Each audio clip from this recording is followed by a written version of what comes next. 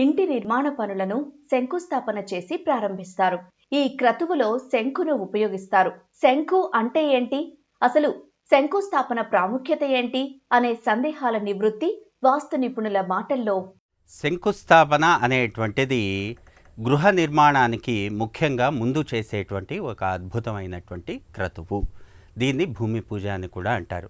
ఈ శంకువు అనేటువంటిది ఎప్పుడైతే మనం తయారు చేస్తామో దాన్ని చండ్రకర్రతో కానీ లేకపోతే పాలకర్రతో కానీ తయారు చేయాలి.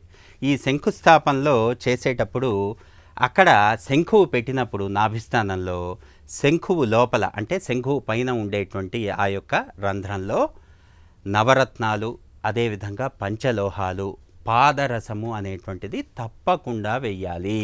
ఇక్కడ పాదరసము అనేటువంటిది వీర్యంతో సమానం.